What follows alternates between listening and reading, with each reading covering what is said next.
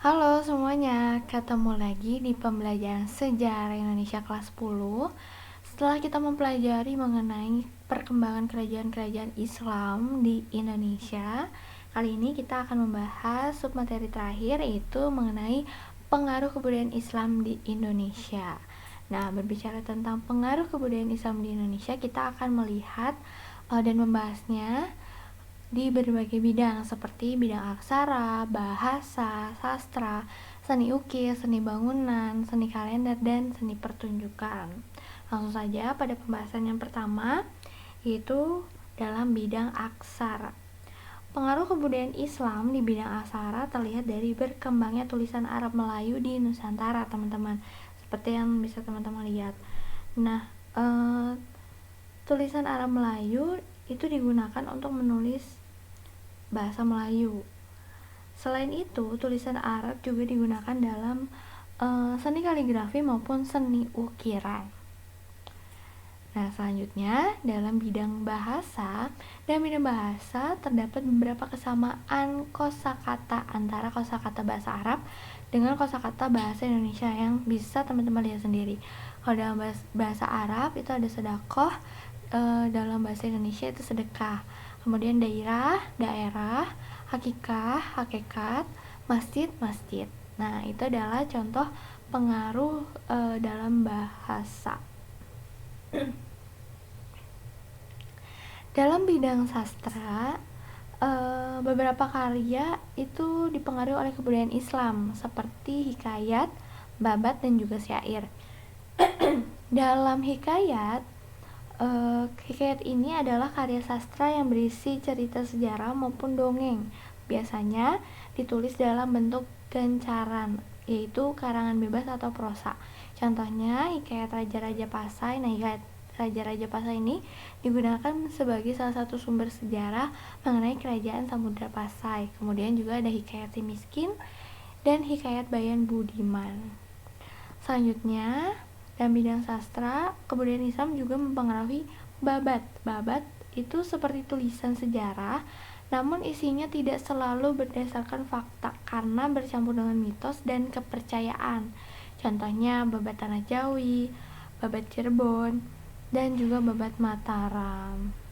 Yang terakhir, bidang sastra juga mempengaruhi karya sastra seperti syair. Syair adalah karya sastra berupa sajak-sajak yang terdiri atas 4 baris setiap baitnya. Contoh syair tertua yang ditemukan di Indonesia adalah syair yang tertulis pada batu nisan makam Putri Pasai di Minyak-Tujoh. Selanjutnya, dalam seni ukir. Seni ukir biasanya terdapat pada pintu, gapura, dinding, dan juga tiang pada bangunan masjid dan keraton kesultanan. Ukiran tersebut berbentuk tulisan Arab yang dicampur dengan ragam hias lain. Pada masa Islam, seni ukir itu lebih maju daripada seni patung pada masa Hindu-Buddha. Kenapa seni ukir ini lebih berkembang daripada seni patung? Karena pada masa Islam, membuat patung yang menyerupai manusia dan hewan itu dilarang dalam agama Islam, sehingga para seniman pun mengembangkan seni ukir dengan membuat motif bunga dan juga daun. Nah, seperti yang bisa teman-teman lihat. Nah, ini adalah seni ukir yang berkembang pada masa Islam karena sudah tidak diperbolehkan membuat seni patung yang membentuk manusia maupun hewan. Seni ukir juga diterapkan dalam kaligrafi dan biasanya terdapat di masjid-masjid gitu. Selanjutnya adalah seni bangunan.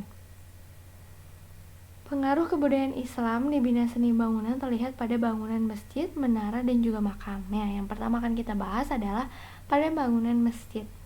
Masjid memiliki fungsi sebagai tempat beribadah bagi orang Islam. Masjid-masjid kuno di Indonesia pada umumnya memiliki ciri-ciri. Di antaranya adalah ciri yang pertama, atapnya berupa tumpang bersusun, semakin ke atas semakin kecil, dan tingkat paling atas berbentuk limas atau biasa disebut meru, yaitu gunung.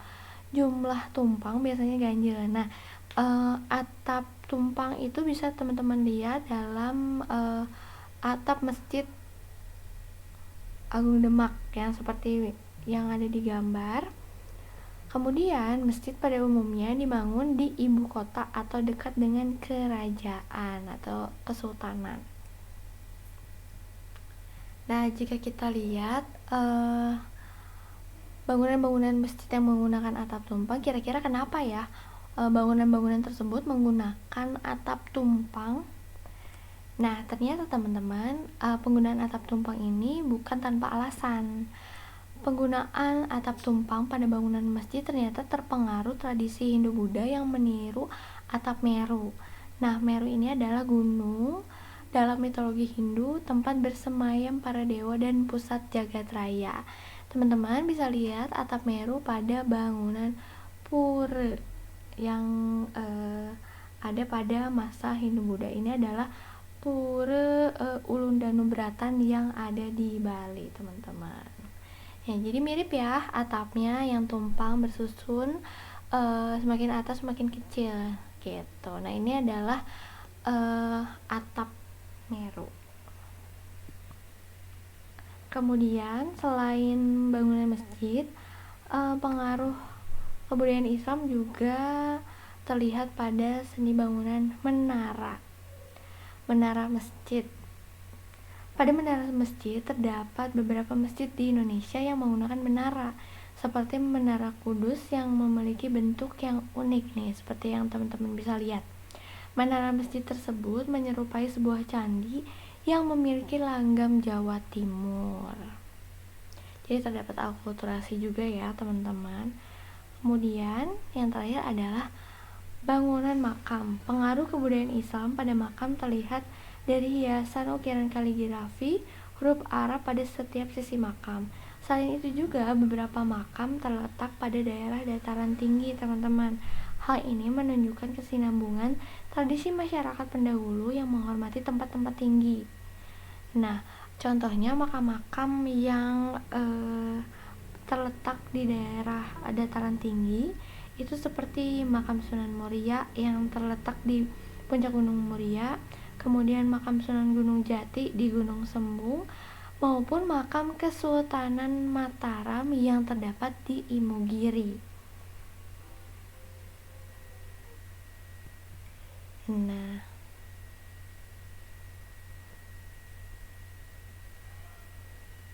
kemudian selanjutnya adalah pada bidang seni pertunjukan. Ada pertunjukan debus, yaitu pertunjukan ini mengandalkan kekebalan tubuh dari benda tajam dan panas api. Debus diawali dengan membacakan ayat-ayat suci Al-Quran dan sholawat Nabi. Kesenian ini dapat ditemukan di masyarakat Banten dan juga Minangkabau. Namun orang-orang Minang menyebut permainan ini dengan nama debuih. Kalau di Banten itu debus, kalau di Minangkabau debuih. Nah, di Banten sendiri pertunjukan ini berkembang pada masa pemerintahan Sultan Ageng Tirtayasa. Selanjutnya adalah pertunjukan wayang. Pertunjukan wayang digunakan oleh Sunan Kalijaga untuk menyebarkan Islam. Beliau menggunakan kebudayaan wayang dengan cerita pewayangan seperti Ramayana dan Mahabharata. Namun, beliau juga menambahkan tokoh-tokoh lain seperti Punakawan sebagai simbol masuknya ajaran Islam. Beliau juga mengganti pujian-pujian dalam pertunjukan wayang yang sebelumnya berkembang pada masa Hindu-Buddha dengan doa dan lantunan ayat dari kitab suci Al-Quran. Kemudian terdapat tari sedati. Tarian ini berasal dari Aceh dan diyakini berasal dari bahasa Arab, yaitu syahadatain, yang bermakna dua kalimat syahadat dalam Islam. Dalam tarian ini, para penonton diperkenalkan dua kalimat syahadat lewat tarian. Selain itu, para penari juga menyanyikan sholawat Nabi. Dan yang terakhir adalah hadroh. Hadroh ini merupakan tarian bercorak Islam dengan irama alat musik seperti rebana. Mohon maaf ya, yang hadroh ini adalah yang gambar anak kecil yang sedang memegang hadroh, sedangkan tari sedati itu yang bawahnya. Nah, hadroh ini merupakan tarian bercorak Islam dengan irama alat musik seperti rebana yang melantunkan syair-syair pujian kepada Allah Subhanahu wa taala dan Rasulullah. Tarian ini juga berasal dari penyambutan kedatangan Nabi Muhammad SAW saat hijrah dari Mekah ke Madinah yang disambut oleh kaum Ansor. Saat ini hadroh masih digunakan oleh masyarakat Indonesia seperti untuk menyambut tamu-tamu besar maupun pada acara-acara yang penting, hitanan dan lain sebagainya. Nah, teman-teman, kira-kira kenapa ya dalam pengaruh seni bangunan tadi kita melihat ada unsur-unsur lokal dan Hindu-Buddha di dalamnya, seperti bangunan-bangunan makam yang dibangun atau diletakkan di dataran tinggi itu kan memiliki unsur-unsur lokal yang pada saat itu berkembang punden berundak yang bersusun-susun dan di atas. Nah, masyarakat Nusantara zaman dahulu itu bisa menerima Islam karena kebiasaan dan adat istiadat pendahulu tidak dihilangkan sepenuhnya, tetapi mengalami akulturasi. Akulturasi adalah pencampuran dua kebudayaan atau lebih yang saling bertemu dan saling mempengaruhi, sehingga akhirnya kebudayaan-kebudayaan Islam itu mengalami akulturasi dengan unsur-unsur lokal maupun unsur-unsur Hindu-Buddha, seperti yang bisa kita lihat dari seni bangunan gitu. Yang terakhir adalah sistem kalender. Saat ini kalender Hijriyah masih digunakan oleh umat muslim untuk menentukan bulan Ramadan. Kalender Hijriah ini dalam Islam merupakan kalender dalam perhitungan bulan menggunakan kalender Hijriyah. Kalender Hijriyah menggunakan perhitungan peredaran bulan atau Qamariyah yang terdiri dari 12 bulan. Nah, ini teman-teman bisa lihat perbandingannya antara kalender Masehi dan kalender Hijriyah. Saat ini kita sedang berada pada bulan Syawal dalam kalender Hijriyah karena telah melewati bulan Ramadan, sehingga pada Lebaran kemarin merupakan 1 Syawal. Jadi sekarang kita sedang berada pada bulan Syawal dalam kalender Hijriyah. Nah, selain kalender Hijriyah, pada masa Islam juga berkembang kalender Jawa, teman-teman.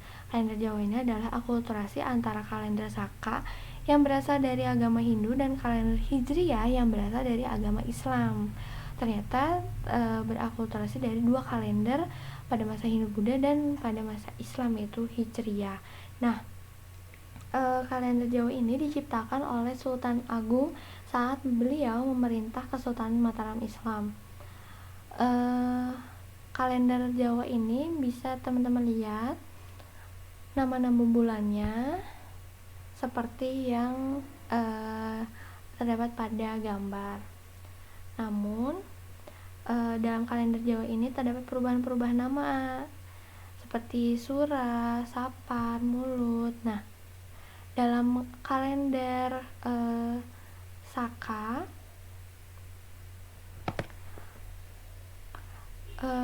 digunakan dalam menentukan tahun, sedangkan dalam kalender Hijriyah itu untuk bulan gitu. Nah, itulah mengenai pengaruh-pengaruh Islam di berbagai bidang di Indonesia. Nah, terdapat tugas nih teman-teman yang harus teman-teman kerjakan. Yang pertama, coba jelaskan perbedaan konsep kepemimpinan pada masa Hindu-Buddha dan juga Islam.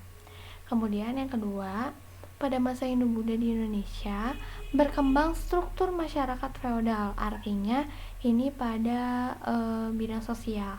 Pada masa Islam, struktur ini ternyata masih berkembang.